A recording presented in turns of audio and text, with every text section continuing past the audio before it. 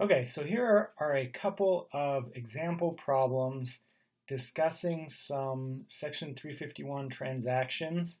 And I'm hoping this style and the format of this question and the next one that we'll look at will help to illustrate a little bit of how these types of questions and these types of issues work.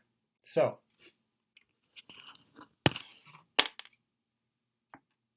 first question, Michael contributes equipment with a $25,000 adjusted basis and a $40,000 fair market value to Miller Corporation for 25 of its 50 shares of stock. His son, Michael Jr., contributes $10,000 cash for the remaining 25 Miller shares. What tax issues should Michael and his son consider with respect to the stock acquisitions? So obviously this is kind of putting yourself in the role or in the position of a tax professional, and we're going to look at what some of the things we would want to know are, and then we're going to try to answer those questions. So the first question that I would ask, especially given what we're talking about in this chapter, is, let's see here, does this transaction satisfy the requirements of 351? Okay, so I'm typing them out instead of just saying them, just so we have a visual representation. And then after I go through all of the issues that we want to look at, then we'll be able to answer each of these questions as well. Okay. Let's see, next question. Have Michael and his son, oops, there we go. Have Michael and his son, Michael Jr., transferred property?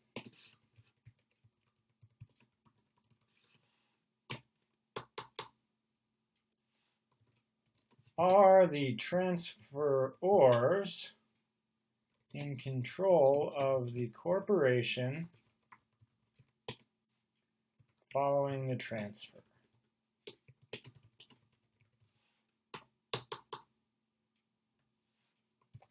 Do the transferors receive transferee corporation or corporate stock? Does the property that is contributed and stock received reflect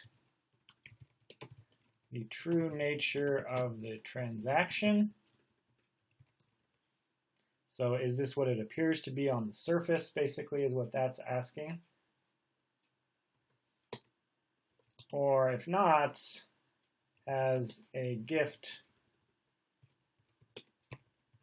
occurred or something else?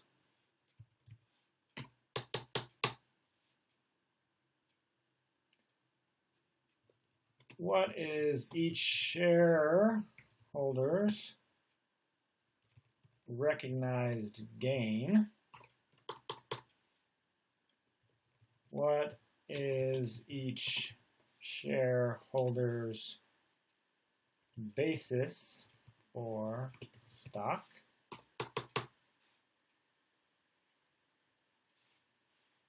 I'm just going to leave this on the same line. What is the holding period for shareholder stock?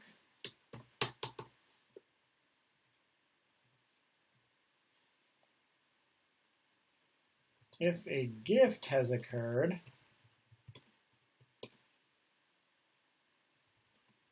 whoops,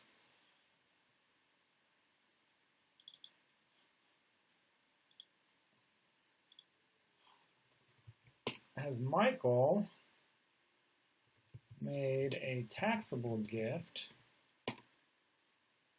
to his son? Whoops.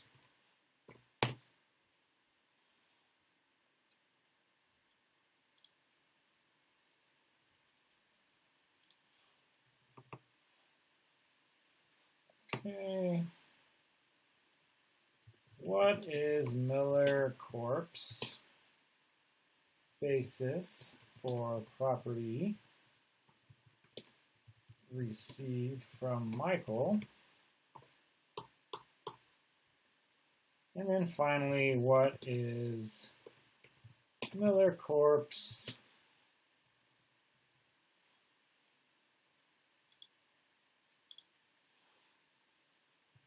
holding period for received property?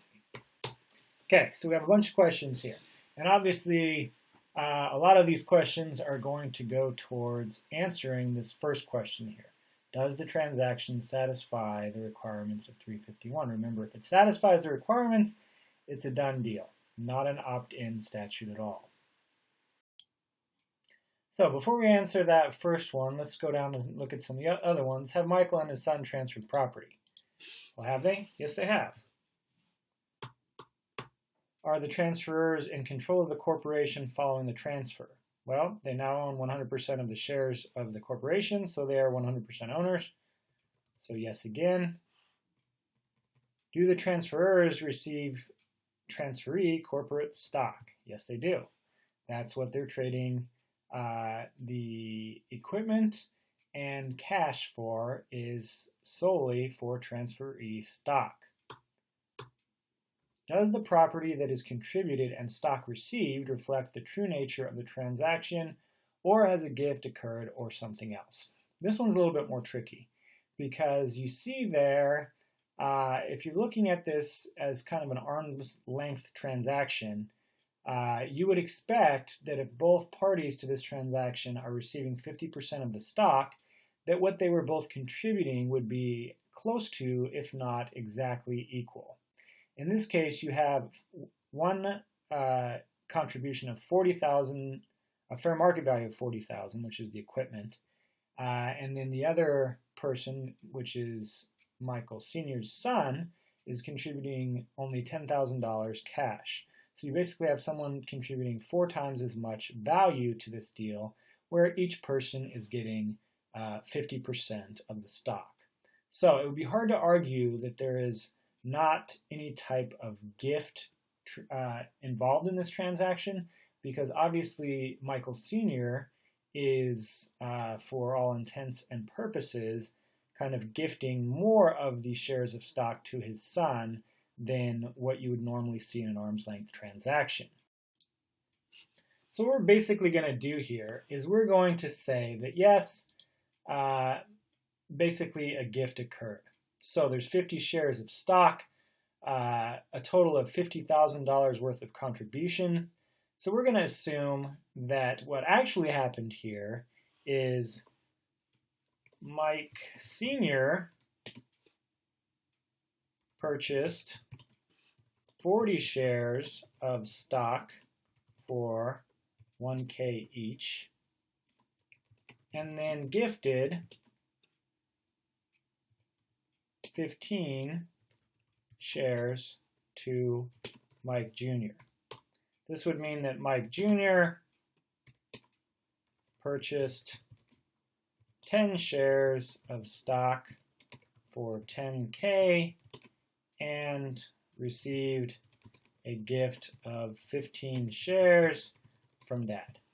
Okay, so this is how we would recast this transaction to get to the true nature of what happened. In other words, if these were two people that didn't know each other, and we wanted to get to this position, what would have had to have happened to make that happen? So because this transaction qualifies based on these questions for Section 351 treatment, remember, recasting this transaction like we did right here, that doesn't change the nature of whether or not it qualified for 351 treatment. We're basically just answering these 3 questions to see if it qualified. So yes, it does qualify. The recast of this transaction doesn't really have an effect on recognizing gain. So neither Junior or Senior recognizes a gain. What it does have an effect on is the basis for the stock. So holding period we're not going to worry about because, as you can see in the question here, we don't really talk about how long the equipment was held for. So, obviously holding period is not something that we're going to be able to calculate based on the information that we're given here. So, while this is a question that I would ask for any type of transaction like this, in this case, we'll just delete that one. But we do want to know what each person's basis is in the stock. So, before the recast of this as kind of a purchase and gift, what we would say is Mike Sr. shareholder basis is the basis of the contribution that he made. So his shareholder basis would have been $25K. Mike Jr. contributed cash, so his shareholder basis would have been the cash that he contributed. Okay, so that's what we would have said before this recast happened right here, or I should say this whole area right here. But since that did happen, what we want to do is we want to divide up Mike Sr.'s basis proportionately amongst the 40 shares of stock that he purchased. And since he gave 15 shares of his stock to Mike Jr., he's going to take away 15/40ths of his basis and give that to Mike Jr. Okay, so what that looks like is this. I'll do a little equation here, and I'll say 25/40ths times 25,000. That gives me 15,625. So that is my Mike Jr.'s basis, and then I'm sorry, that 15,625 is Mike Sr.'s basis after he gives the shares to Mike Jr. So Mike Jr.'s new basis is the original 10,000 plus 25,000 minus this amount right here.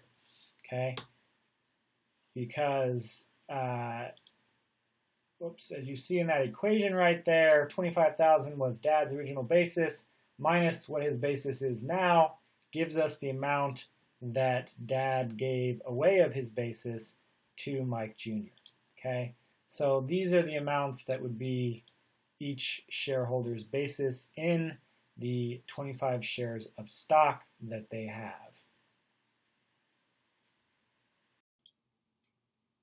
Since we did recast this as a gift here, we do want to think about whether that gift is a taxable gift to Michael Jr.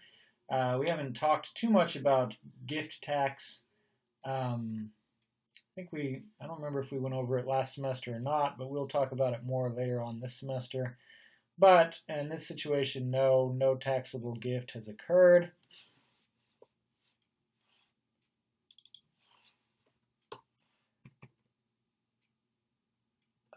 Let's see, Miller Corp's basis for property received. We should be able to answer that pretty easily.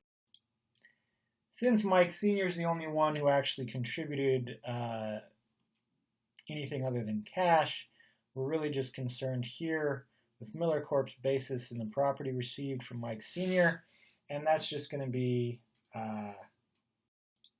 the original adjusted basis of Mike Sr., which was $25K. For holding period, again, we're not given any dates here, so I'm just not going to worry about that for this question. So next question. On April 2nd of the current year, Janet transfers land with a basis of $140,000 and a fair market value of $120,000 to Amish Corporation in exchange for all of its stock. She had originally acquired the land on December 1st, 2002. What tax issues arise from the exchange? Okay, so this is going to look, a lot of the questions are going to look very similar to the last one that we did. So let's put some of those out here.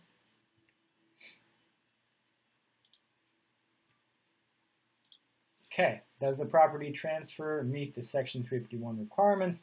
Has Jana transferred property? Is Jana in control of the corporation following the transfer? Basically, we don't really need to ask, does Jana get control or get corporate stock, because that's all that's really happening here.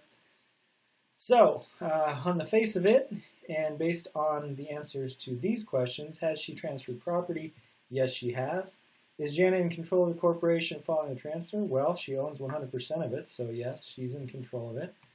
So, we're going to say that yes, this does meet the requirements to be a Section 351 no gain or loss recognized transfer. Okay, but there are some other questions that we want to take a look at based on what's going on here. So again, some of the other questions that we are curious about, I'll just copy and paste onto here. Okay, what is Jana's recognized gain? What is Jana's basis for her stock? Should Jana elect to take a reduced basis in the stock so that Amish will have a $140,000 basis in the land? What is Jana's holding period for her stock? Does Amish Corporation recognize gain when it issues its stock? What is Amish Corporation's basis for the property received from Jana? And what is Amish Corporation's holding period for the property received from Jana? Okay, so what is Jana's recognized gain? 0. Okay, this fully meets the Section 351 requirements, and so no gain or loss is recognized. So we can also come down here to, does Amish Corporation recognize a gain? And I guess I should put no there instead of 0. No, it does not. Okay. What is Jana's basis for her stock? Well, that kind of goes along with the next question here.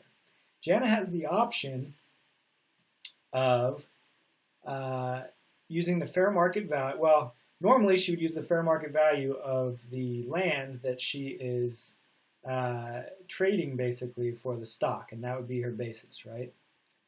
Oh, I'm sorry. Little mental error there. The opposite of that is true, and that is what her option is. She would normally just carry over her adjusted basis of the $140,000, and that would be her new basis in the stock, right? But in this case, since the fair market value of the land is less than what her basis is, she can elect, and when we say she can elect, that means she doesn't have to. It's not like the 351 transfer itself, where if you meet the requirements, you have to do it. No, but she can elect to take what's called a step-down basis, which basically means I used to have this basis of $140,000. I traded this for stock, and at that point, fair market value was less than what my basis is. If I do that, okay, if I trade and give and keep the basis for myself in the stock of $120,000, then what basically happens is we flip-flop. Okay, so if I do that and take the $120,000 basis, then Amish Corporation would have to take $140,000 basis in the land. Okay, so if no election is made and we just go on the face of what's going on here, then what would happen is Amish would have the $120,000 fair market value. That would be the basis of the land. And the $140,000, which was previously the basis of the land in Jana's hands, would then become her basis in the stock of Amish Corporation. So electing a stepped-down basis basically just allows her to flip-flop and say, okay, I am now going to have the basis of $120,000 in the stock, and the land is going to have the basis of $140,000 in the hands of the corporation. Okay. As far as the holding period goes, so I guess I should fill that in here. Should Jana elect to take a reduced basis in the stock so that she will have a $140,000 basis in the land. When we're answering whether or not she should take the reduced basis in the reduced basis in the stock, the thing that really affects is the holding period, right? So if Jana elects to take this reduced basis, then the holding period of the land in the hands of the corporation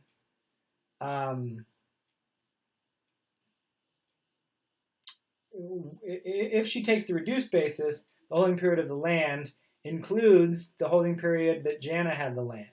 Okay, so if the corporation takes Jana's basis, they also get to take over her holding period.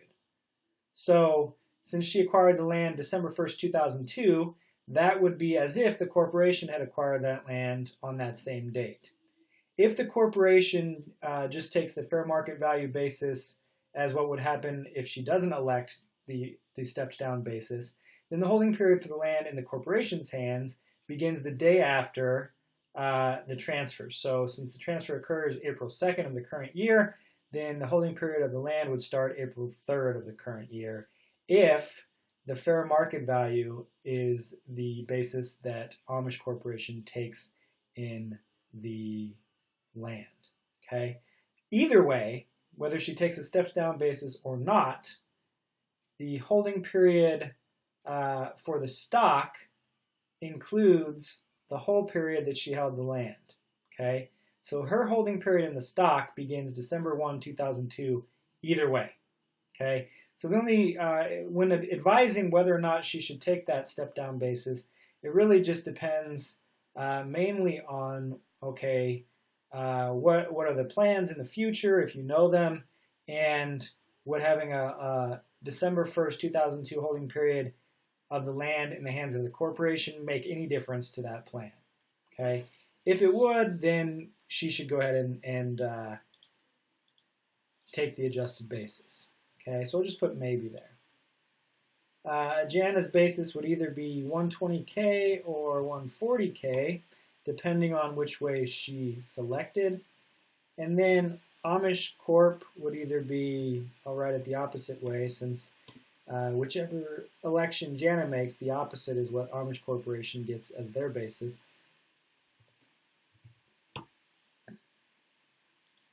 And holding period is either April 3rd of current year